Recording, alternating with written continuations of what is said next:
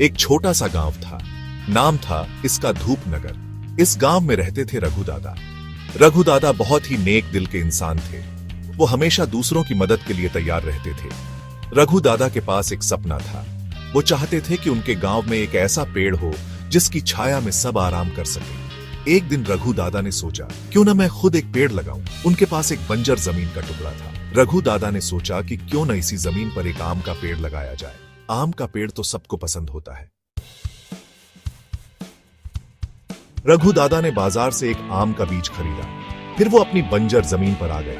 उन्होंने उस जमीन पर अच्छी तरह से जुताई की। फिर उन्होंने उस बीज को बड़े प्यार से जमीन में बो दिया। रघु दादा रोज उस बीज को पानी देते। वो उससे बातें भी करते।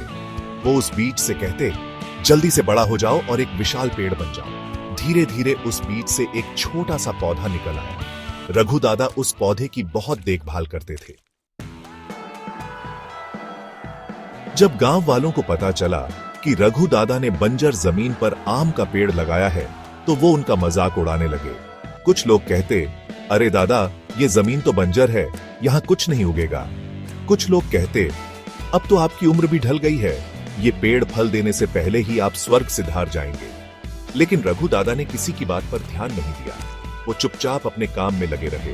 वो रोज उस पौधे को पानी देते, उसकी निराई करते और उससे बातें करते। धीरे धीरे समय बीतता गया। देखते ही देखते वो छोटा सा पौधा एक विशाल पेड़ में बदल गया। उस पेड़ पर मीठे मीठे आम लगने लगे। अब गांव वाले रघु दादा की प्रशंसा करने लगे। गर्मी के दिनों में लोग उस पेड़ की घनी छाया में आराम करते। बच्चे उस पेड़ पर झूला झूलते और मीठे मीठे आम खाते। रघु दादा को बहुत खुशी होती थी जब वो देखते थे कि उनका लगाया हुआ पेड़ सबको फल और छाया दे रहा है।